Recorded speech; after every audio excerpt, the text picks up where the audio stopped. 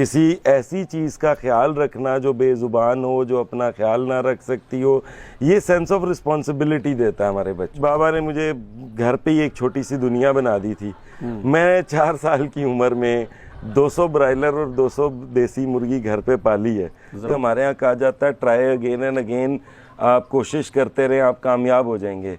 लेकिन मुझे एक बात, मैं सब व्यूअर्स से एक क्वेश्चन करूंगा कि आप एक दीवार में कील ठोक रहे हैं, उस कील के पीछे सरिया दीवार में, आप कितना भी ठोक ले, ट्राई अगेन एंड अगेन कर लें, भाई वो कील नहीं ठुकने वाला। लेकिन अगर आप सही डायरेक्शन में थोड़ी सी उसकी जगह चेंज करके ट्राई अगेन एंड अगेन करेंगे तो प्रॉब्लम स्ट्रेटजी चेंज करें। हाँ, तो बेसिकली डायरेक्शंस ठीक होनी चाहिए। है कि ये चीज़ें कॉमन नहीं हैं, जो चीज़ें कॉमन नहीं होती, जिनकी सप्लाईज कम होती हैं, ऑब्वियसली उनकी प्राइसेस अच्छी होती हैं, उनमें मार्जिन अच्छे होते हैं, वो एक फ़र्क मकसद के साथ चल रही होती हैं।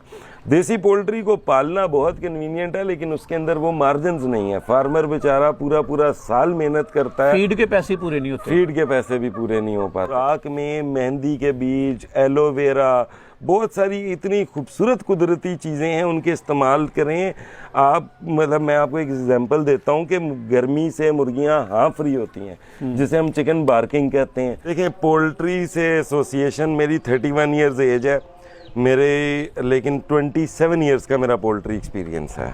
क्या क्या कामयाबियां हासिल कर ली? देखें, बेसिकली सबसे बड़ी कामयाबी तो ये है कि मेरा जो बेटा है, मेरे जो बच्चे हैं, they are into so much into poultry. वो इन लोगों के साथ इतनी अफेक्शन के साथ चलते हैं, और ये वो चीज़ें होती हैं जो बचपन में आपको फील हो या ना हो, लेकिन बड़े होके पर्सनालिटी में रिफ्लेक्ट करती हैं। किसी ऐसी चीज़ का ख्याल रखना जो बेज़ुबान हो, जो अपना ख्याल ना रख सकती हो, ये सेंस ऑफ रिस्पॉन्सिबिलिटी देता है हमारे बच्चों को। मुश्किलात आपने क्या क्या देखी? मुश्किलात बहुत सारी देखी हैं मैंने। बेसिकली देखें, मैं स्टार्ट जब किया था ना, जब मैं बहुत छोटा था, बेसिकली मेरे फादर होते थे कश्मीर में, आर्मी में डॉक्टर थे। वहाँ पे बहुत सेवरल थ्रेड्स थे, जहाँ प्रो आर्मी थे, वहाँ एंटी आर्मी लोग भी थे। तो बाबा ने मुझे घर पे ही एक छोटी सी दुनिया बना दी थी। मैं 4 साल की उम्र में 200 ब्रायलर और 200 देसी मुर्गी घर पे पाली है। तो मुश्किलात तो 4 साल की उम्र से देख रहा हूं। उनकी मतलब इदराक हो गया था कि कौन कौन सी इसमें टेक्निकलिटीज ऐसे ही है। अच्छा बताइएगा, आपकी हमारी वीडियोस देखकर आम पाकिस्तानी मोटिवेट होकर फार्मिंग का आगाज कर लेता है, 2 मंथ के बाद चीखे मारने लग जाता है कि ये फार्मिंग फ्लॉप है, सारा फ्रॉड है। पाकिस्तानी फ्लॉप क्यों होते हैं? आपकी क्या मतलब रिसर्च है? सर, सबसे बड़ा प्रॉब्लम है, मैंने आपको बताया कि हमारे यहाँ कोई सपोर्ट नहीं है, कोई डायरेक्शन नहीं है। मैं सबको एक बात एग्जांपल देता हूँ कि हमारे यहाँ कहा जाता है ट्राई अगेन एंड अगेन, आप कोशिश करते रहें, आप कामयाब हो जाएंगे। लेकिन मुझे एक बात, मैं सब व्यूअर्स से एक क्वेश्चन करूँगा कि आप एक दीवार में कील ठोक रहे हैं, उस कील के पीछे सरिया दीवार में, आप कितना भी ठोक ले, ट्राई अगेन एंड अगेन कर लें, भाई वो कील नहीं ठुकने वाला। लेकिन अगर आप सही डायरेक्शन में थोड़ी सी उसकी जगह चेंज करके ट्राई अगेन एंड अगेन करेंगे तो प्रॉब्लम स्ट्रेटजी चेंज करें। हाँ, तो बेसिकली डायरेक्शंस ठीक होनी चाहिए। आपकी डायरेक्शंस, यहाँ पे बेसिकली कोई डायरेक्शन देने वाला ही नहीं है, तो ठीक कैसे होगी? हर बंदा अपनी सोच के हिसाब से चल रहा है, वो इंडस्ट्री के प्लान के हिसाब से नहीं चल रहा। इंडस्ट्री को ना गवर्नमेंट सपोर्ट कर रही है, ना कोई इंडिविजुअल कर रहा है। मैं इसीलिए अपने चैनल के ऊपर एक सीरीज़ भी शुरू कर रहा हूं, जिसमें लोगों को गाइड करूं कि 0 डे के चूज़े से लेके ब्रीडिंग करा के उससे चूज़ा लेने तक हमें क्या करना है, टोटल फ्री ऑफ कॉस्ट। जो मैंने यूनिवर्सिटी ऑफ एडिनबरा से सीखा, जो यूनिवर्सिटी ऑफ आर्कनसास से सीखा, जो 27 साल की लाइफ एक्सपीरियंस से सीखा, वो सारी चीज़ें जो हैं मैं एक्यूमुलेट करके चाहता हूँ लोगों में फ्री पास ऑन करूँ। तो मैं अपने चैनल पे ये एक सीरीज़ शुरू कर रहा हूँ इंशाल्लाह सबके। तो सर, मुर्गी पालना, देसी मुर्गियाँ तो हमारे बड़े भी पालते आए हैं, कौन सी रॉकेट साइंस है? तो फिर देसी मुर्गी पालन की तरफ जाएं या फैंसी ब्रीड्स की तरफ जाएं? अच्छा देखिए जी, या अगर पाला जाए तो इनमें क्या टेक्निकलिटीज़ हैं या डिफरेंस है पालन में? ये दोनों क्वेश्चन अलग है। मैं आपको पहले वाले का जवाब देता हूँ। बेसिकली फैंसी मुर्गी में आने का मकसद और फ़ायदा क्या है कि ये चीज़ें कॉमन नहीं हैं। जो चीज़ें कॉमन नहीं होती, जिनकी सप्लाईज कम होती हैं, ऑब्वियसली उनकी प्राइसेस अच्छी होती हैं, उनमें मार्जिन अच्छे होते हैं, वो एक फ़र्क मकसद के साथ चल रही होती हैं। देसी पोल्ट्री को पालना बहुत कन्वीनियंट है, लेकिन उसके अंदर वो मार्जिन्स नहीं है। फार्मर बेचारा पूरा पूरा साल मेहनत करता है, फीड के पैसे पूरे नहीं होते, फीड के पैसे भी पूरे नहीं हो पाते। यहाँ पे कुछ लोग फिर वो नुकसान भी करते हैं जो ना देसी जोगे होते हैं ना फैंसी वाले होते हैं, वो बीच में लटक रहे होते हैं। मतलब वो छोटी बैंटम ब्रीड्स या ऐसी नाजुक चीजों पे काम करते हैं जिनका अच्छा बैंटम नाजुक है, नाजुक ब्रीड्स हैं बैंटम, उनके 80-80 रुपए प्लस। सिर्फ उसकी नाजुक की बात नहीं है, बात ये उसके रिटर्न की भी है। उसका 80-80 रुपए का चूजा बिक जाता है, 60 रुपए का उसका चूजा बिक जाता है। आप एक वो चीज पाल रहे हैं जिसकी इम्यूनिटी भी वीक है, वो कभी भी मर सकती है, वो आपको हाई मार्जिन के ऊपर रिटर्न भी नहीं दे रही, तो आप उसी के इर्द गिर्द लगे रह जाते हैं। लेकिन सर पाकिस्तान में शदीद गर्मी के 2 मंथ, शदीद सर्दी के 2 मंथ, बर्ड्स मरते बड़े हैं, आपसे भी मरे होंगे। मुर्गियां इतनी मरती क्यों हैं? अगर मर गई तो फार्मर बेचारा भी मर जाएगा। देखें हमारे यहाँ सर्दी तो इतनी लंबी आती नहीं है। सबसे ज्यादा प्रॉब्लम जो होता है हमारे यहाँ वो होता है गर्मी का। अब गर्मी के अंदर हम लोग उनको सिर्फ और सिर्फ क्या ध्यान रखते हैं कि टेम्परेचर नीचे आ जाए। जी जी। देखें अगर तो आपने देसी मुर्गी पाली है ना, उसका मामला फर्क है, उसकी प्रॉब्लम्स फर्क हैं हमारे लिए। इसीलिए यहाँ पे हमारे यहाँ वेटनरी डॉक्टर्स भी इतना एक्सपोजर नहीं है उनका इन मुर्गियों को लेके फैंसी को, तो वो ये प्रॉब्लम्स नहीं इनकी समझ सकते। आप अगर फैंसी मुर्गी में आए हैं और गर्मियाँ आई हैं तो आपने उनको टेम्परेचर भी ठीक रखना है, उनकी ह्यूमिडिटी लेवल ठीक रखनी है।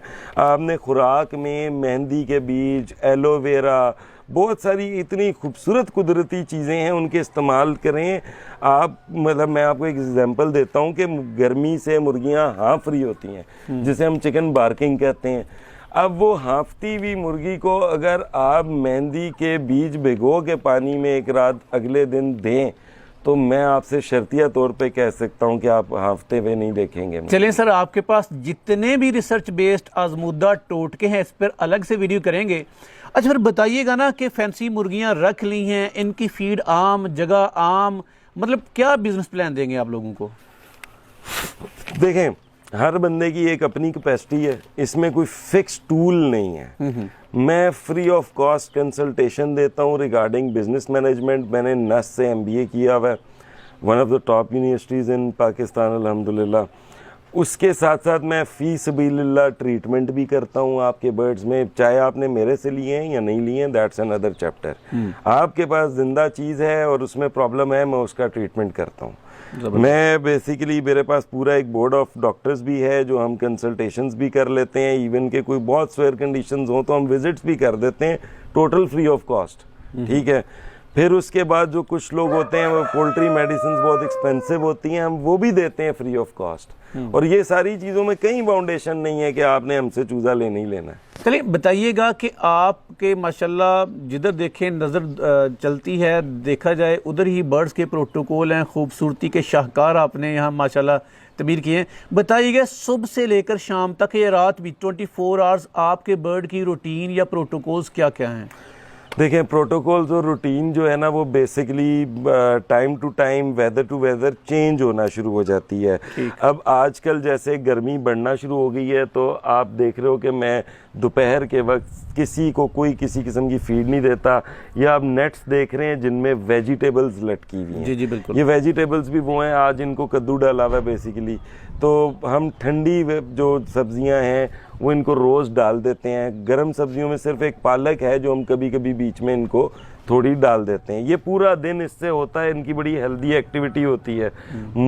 मुर्गियों में एक इंस्टिंक्ट होता है ठुंगा मारने का। जी। तो ये जब भी ऐसे चलती फिरती जा रही होती है, नेट वो मूव कर रहा होता है तो ये उसको प्लग करती रहती हैं। प्लस इससे फ़ायदा ये होता है कि आपकी जो वेजिटेबल्स हैं वो फ्रेश रहती हैं, नीचे गंद बिला नहीं लगता है, ये खुद उसको पाँव मार के उसमें जरासीम नहीं डाल सकती, तो बड़ा एक हेल्दी वो रहता है। ये प्रोटोकॉल इनका गर्मी के लिए बहुत ज़रूरी है। प्लस हम लोग क्या करते हैं कि आजकल हमारी कोशिश होती है कि हम रात के वक्त इनके इनके दरवाजे खुले ही रखते हैं। ये खुद जो कूप में जाके बैठना चाहती है बैठ जाती है, जो रात को भी बाहर का फेरा मारना चाहे मार ले। जबकि जब सर्दियां थी उनमें प्रोटोकॉल्स फर्क थे। हम सूरज नीचे जाते साथ ही परिंदे को पीछे अंदर करके नीचे से ऊपर ये आगे चिक्स गिरा देते थे। उसकी वजह क्या थी कि बॉडी भी अपना टेम्परेचर सस्टेन कर ले और इंटरनली जो है वो बिल्डिंग भी अपना टेम्परेचर सस्टेन कर ले। जो थोड़ी बहुत धूप लगी है उसे वो उसका इफेक्ट हम बचा लेते हैं। ज़बरदस्त इन्फो। सर बताइएगा, क्या इस बिजनेस को पार्ट टाइम किया जा सकता है और आप अपने टाइम का टोटल कितना यहाँ स्पेंड करते हैं फॉर्म पे? देखिए मैं आपको बताऊं, अगर मैं सिर्फ अपने बिजनेस के लिए कर रहा हूं तो मेरे लिए तो सिर्फ दिन में एक चक्कर मार के आधा घंटा यहाँ पे लगा के जाना he is more than enough है। मेरे लिए मोर देन इनफ है। क्योंकि आपने आना है, आधा घंटा लगता है आपको एक केज के आगे, आपने 2-3-4 मिनट बैठ के अपने बर्ड को ऑब्जर्व करना है। उसकी आंखें, उसकी कलगी, उसकी टेल शेप, उसका स्टैंडिंग के सब कुछ नॉर्मल है तो आपने नेक्स्ट पे पास ऑन करते जाना है। और रूटीन में जब प्रोटोकॉल्स अच्छे चल रहे हों तो फिर कोई इतना प्रॉब्लम नहीं होता। लेकिन मैं इस काम को आजकल यकीन करें दिन में लगभग 14-14, 15-15 घंटे दे रहा हूँ। मेरे अपने बिजनेसेस, मेन जो बिजनेसेस हैं वो काफ़ी कह लें कि पीछे गए हैं। उसकी वजह ये है कि मैं कोशिश कर रहा हूँ इस इंडस्ट्री की ग्रोथ करवाने की। मैं जब ये सारी चीज़ों में इंडल्ज हुआ हूँ तो मैं ऐसे नहीं करता कि पैनल को डॉक्टर्स के मैं डायरेक्टली मूव कर दूं कि आप जाएं जी उनसे इलाज करा लें, क्योंकि मैं उन पे ट्रस्ट नहीं कर सकता। वो फीस लेंगे, उसके बाद वो किन जज्बात से डीलिंग करेंगे आई डोंट नो। मैं खुद सबको कैटर कर रहा हूँ डायरेक्टली। ये एक बड़ा प्रॉब्लम होता है बेसिकली। मुझे इस बात में दुख भी होता है कि पाकिस्तानी इस चीज़ का थोड़ा फ़ायदा भी उठाते हैं। कुछ लोग ऐसे भी कॉल्स करते हैं जिनको ज़रूरत भी नहीं होती, या जो लोग मेरी बताए हुए इलाज पे जाना नहीं चाह रहे होते, या वो जस्ट सेकेंड ओपिनियन के लिए बहुत लंबी लंबी कॉल्स कर देते हैं। वो मेरी रिक्वेस्ट है पाकिस्तानियों से कि आप वो लोग मेरे से कांटेक्ट करें जिन्हें एक्चुअली मेरी हेल्प चाहिए, जिनके पास रिसोर्सेज नहीं है, जिनको मतलब प्रॉब्लम है और वो किसी से सॉर्ट आउट नहीं करा पा रहे, वो मुझे कांटेक्ट करें ताकि मैं सबको ज़्यादा अच्छा फैसिलिटेट कर सकूं। गुड।